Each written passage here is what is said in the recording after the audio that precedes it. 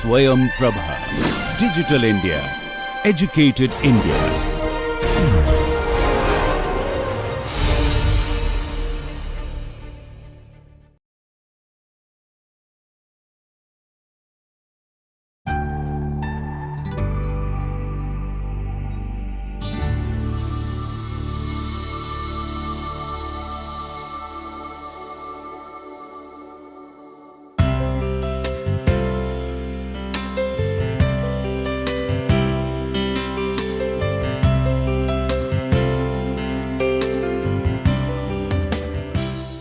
Hello everyone, welcome to the lecture series on disaster recovery and build back better.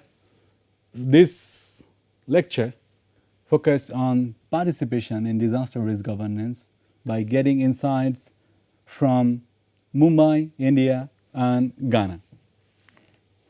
We already told about that community participation is really a key element in disaster risk governance. We discussed about this in our previous slides, previous presentations. So what we need, that we need some framework, and that framework can be divided into two parts. One is the process part, one is the outcome part. We discussed about that. And with that one, we can get these variables of a comprehensive framework of participations. One is the process one, another one is the right hand side is the outcome one. I hope this is fine. Now let us look that can it really help us to understand what extent how people are participating in disaster risk management. Can it be a helpful tool for us to improve disaster risk management and community involvement? This is Mumbai, the financial capital of India, and this is also Mumbai, a Dharavi area, close opposite to Banda Kurla complex. And this is Mithi River, mangrove forest, and this is Banda Kurla. And this is Dharavi areas, okay. This is our study area. In 2005, there was a catastrophic disaster in Mumbai.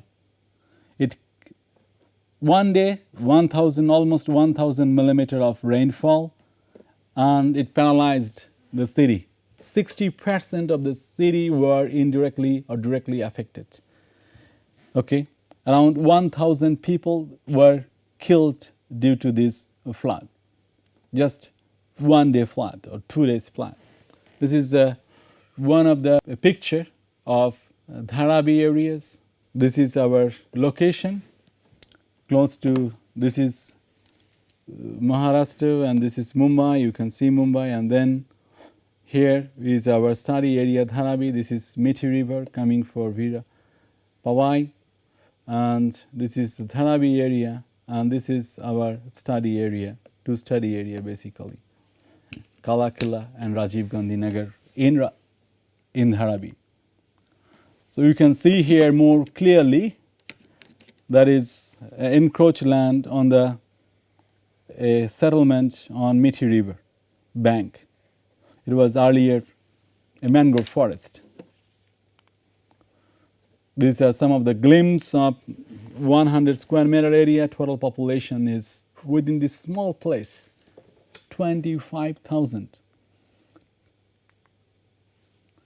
We had a project there on integrated disaster risk management for megacity Mumbai by Kyoto University, along with, in collaboration with the Municipal Corporation of Greater Mumbai and School of Planning and Architecture and other many institutes like JJ College of Architecture, Tata Institute of Social Science.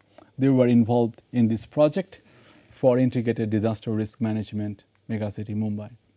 We set up a small office in a ward, G North ward in MCGM, a research hub. From there, imagine this is a timeline. This is a timeline. We started to say, used to go to Dharavi and say to people, hey, hello, how are you? And then we started to build a kind of rapport with the people. People say, hello, how are you? They are talking about many issues. They're concerned about their livelihood issues, their job, family issues, housing issues. We have chat over on tea stall, on juice shop, whatever places we have. Then they started to talk about the flood and waterlogging problem in this area. And we had continuous discussions. And we said, can we help you? Can we help you some manner? Before that, we didn't really put our plan to them. We just wanted to know that this proposal should come from them. And we should also try to understand them, their concerns. So they said that, yes, we need some help if you can do to manage better the flood we are facing every year.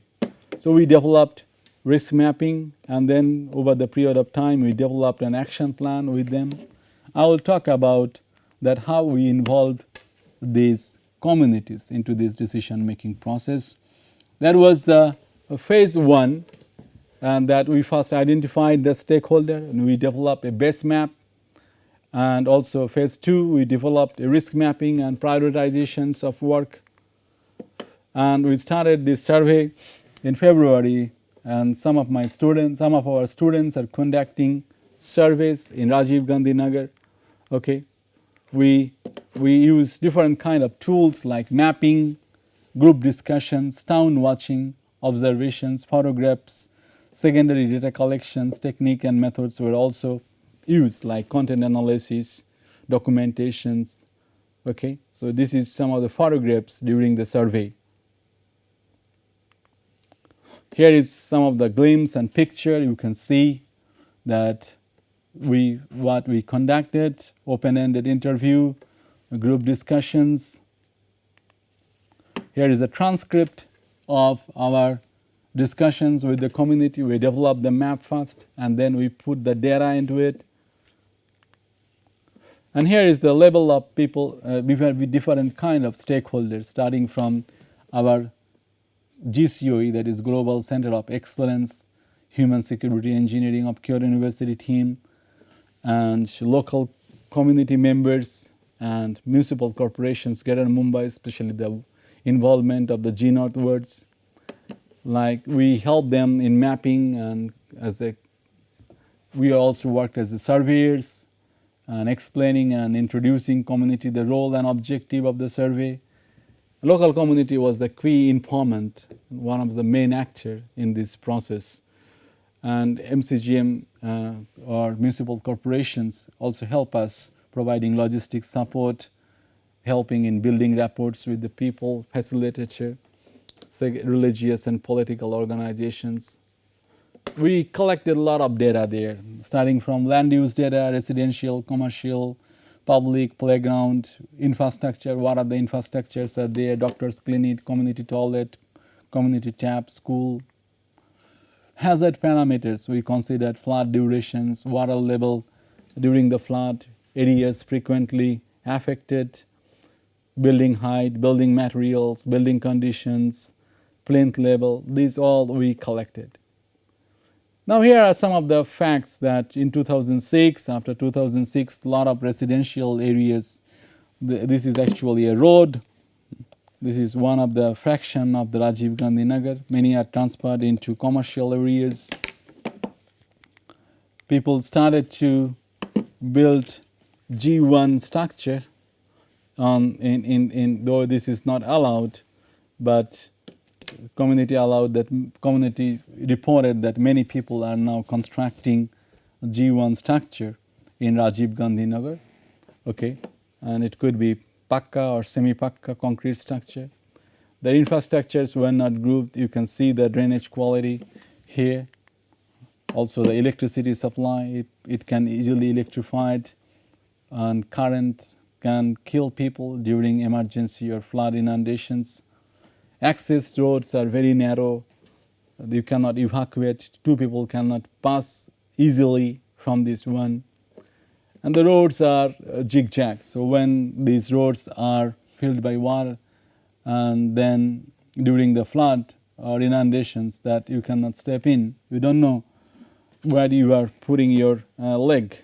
Okay, so in 2005 it was the Mithi River, and this is the road, and the flood came like this. Okay, gradually, and then it was around 8. So people could not evacuate during 2005. One reason that there was no designated place, there was no early warning, and the head of the household was not at house. So the woman cannot take the leadership decision to go to other places, or it was sometimes too late when they decided to evacuate. Entire areas, surrounding areas were inundated with water, and they have also the fear of losing property or looting kind of questions, and people don't know where to evacuate, how to evacuate. These reasons that they could not really evacuate. Another one is that before the flood, if it was a house and it was like that, then the local government started to elevate the road. Okay, simply elevated the road year after year. But as a result, what happened, you can see that it makes the houses more vulnerable. Water can easily come to house, and it is really risky for them. So these are some of the concerns they shared. There is also an encroachment by on Mithi River. Some people are encroaching. This is Mithi River. You can see that new constructions are houses. So municipal authority actually demolished these places recently, but again new constructions are coming. So these some of the facts people have shared. What we found that in 1980 it was a mangrove area totally on Mithi River. That is the road, and this is the Dharavi area, but it was actually a mangrove areas. In 1990s, in the early 1990s or late 1980s, some settlements have come, especially the construction workers. They started to build temporary houses. In 1995, that is also increasing. You can see again 2000, 2005, and 2013. So it was not a very old settlement as such. So here is a building height in Rajiv Gandhi Nagar. You can see that most of the houses are ground floor only, but recently, particularly close to the roadside, people are constructing G1 structure. That is, you can see in red here in the right hand side. A flood level in 2005, and these areas, the red mark areas close to the Mithi River, these areas were around 6 to 10 feet water, 6 to 10 feet. That is more than a human height. Okay, and also they had 2 to 5 feet in most of the parts, and close to the road, they were not much suffered, only 1 feet of water.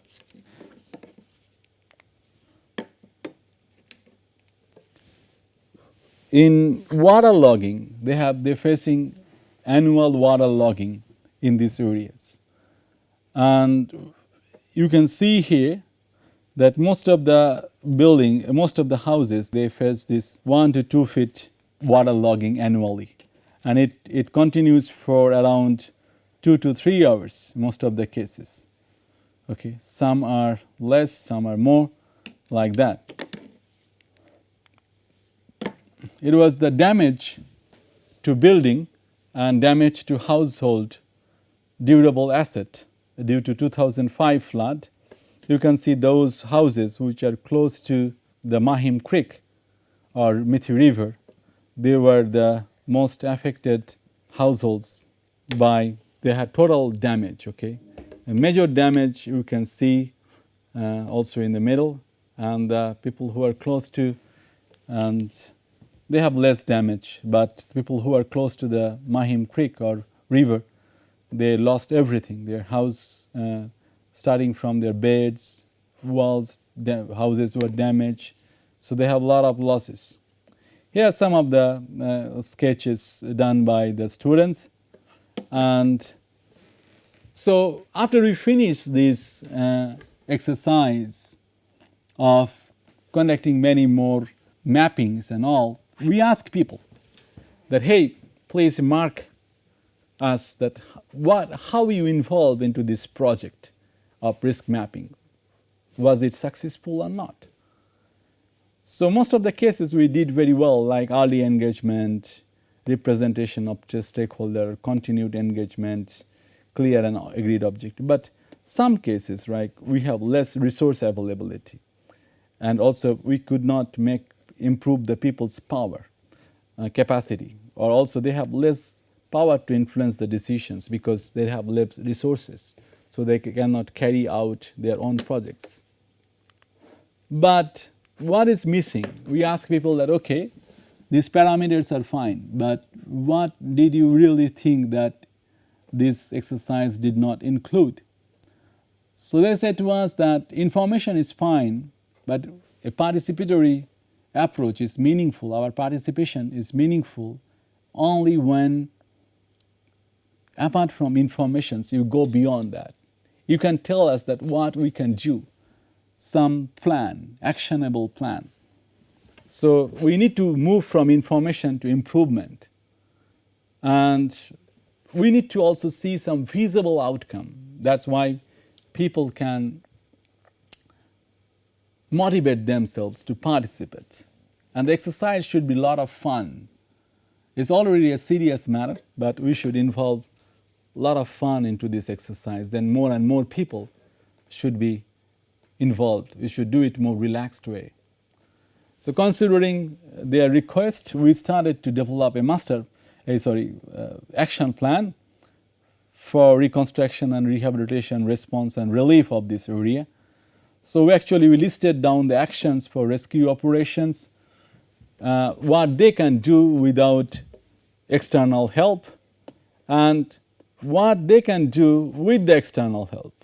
And these are some of the tasks representing that who will do what kind of task. Here you can see the number of actions they had identified, like to summon all volunteers to come forward to rescue people in emergency, to rescue disabled, injured and elderly people, to provide and distribute the list of contents of survival kits, to appeal people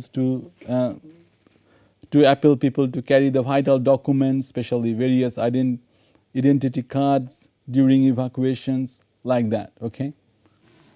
Also, we list up actions for rehabilitation and preparedness, like to identifying the pending works of BMC, identifying the local leaders to look and report local flood problem and vulnerability, preparing list of contacts of emergency services, meeting with civil defense, okay, ensuring that nobody is throwing waste in gutters. So that we can do through what they can do by themselves and what they can do with the help of external agencies, with a lot of actors are involved. So also this list continued, and you can see that these are some of the photographs during these brainstorming sessions. Here are our students and experts and also the community people who were working together. And finally, you can see that they also developed many committees like core action committees, child committees, community volunteers. Also, they want help from municipal corporations, civil defense, NGOs, and from the researchers and academic institutes. What are the priority areas, intermittent priority, and remote priority? So, bringing the people into the driving seat is really important. This is the celebrations of our, after finishing this Dharavi community-led action plan for flood disaster risk management. But the question remains in question of participations, that why people participate. These are the criteria, right? And these are on the right hand side, you can see that left hand side the process based criteria, and right hand side you can see some of the references that from where we can find that this is proposed, argued for community participations. And the left hand side you can see successful implementation, mutual trust, ownership, conflict resolution, self-reliance. This should be the outcome criteria, and right hand side you can see the references we give.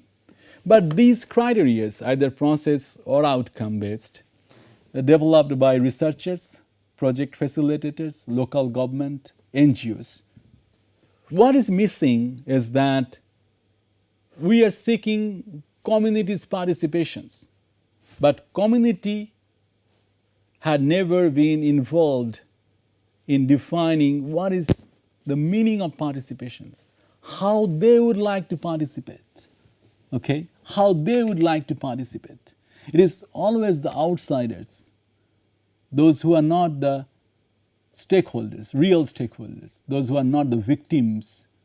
We are looking for someone's participations, and we are defining their participations in other perspective, other terms. So it means that we are asking community to participate, but we are defining that how and what, when and what extent they can participate. It means I plan, you participate. I plan, you participate. Okay?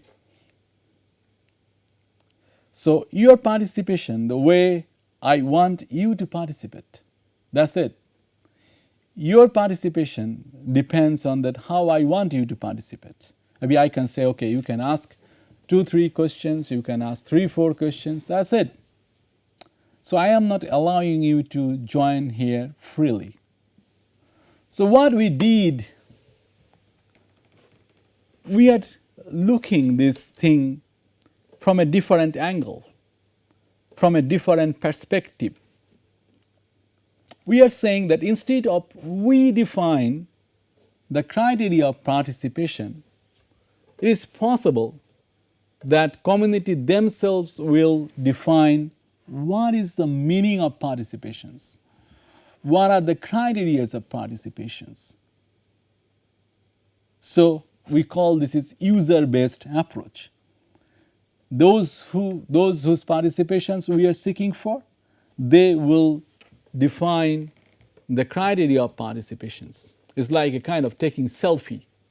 So, okay, so we ask the community to define what a successful community participation should have in terms of process and outcome-based criteria.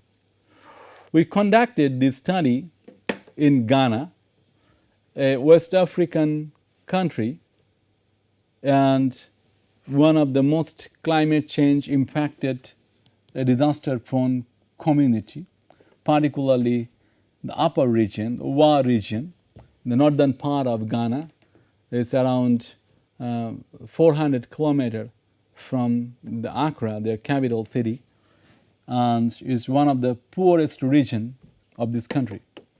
So they have both issues of flood and drought. This calendar was developed by the farmers or the local residents by themselves.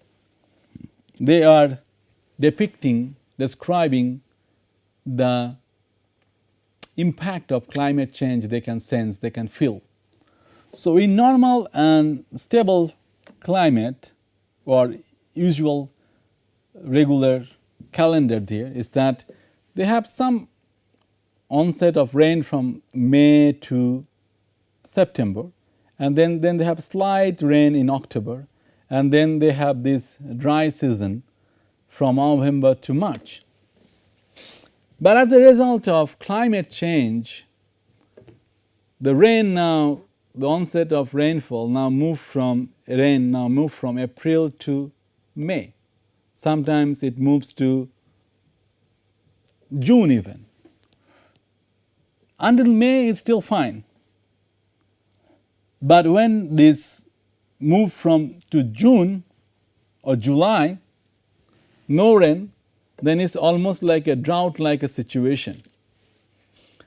And just after the drought, there are very erratic rainfall, maybe very intensive rainfall during August and September.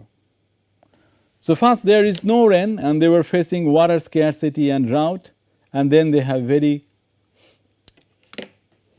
heavy rain or flood, and then again this seasonal shift you can see.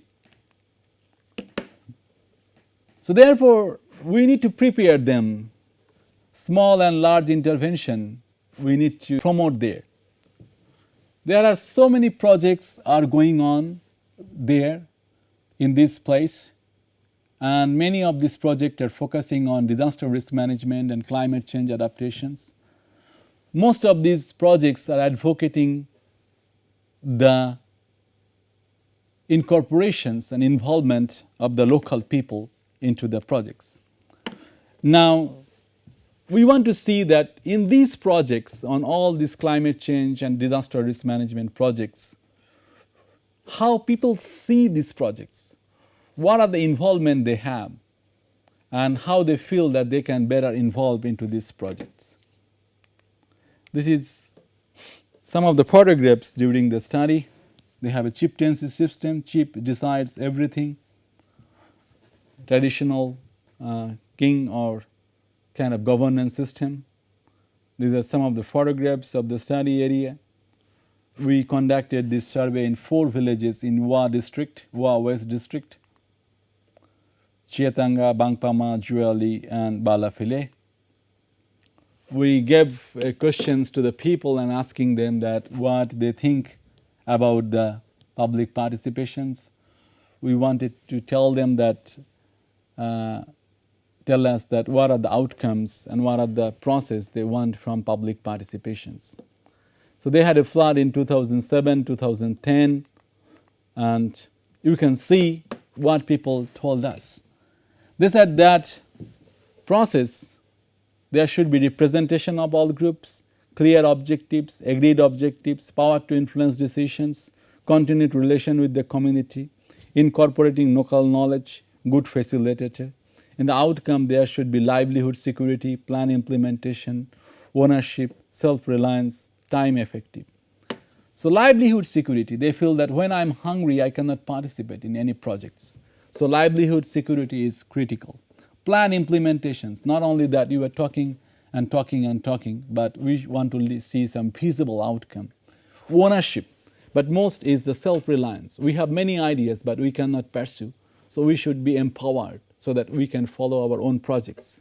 It should be also time effective. And representation of all groups is agreed. Clear and objectives should be there of the projects. Agreed objectives, power to influence the decisions, continued relationship with the community. So these are the criteria we found.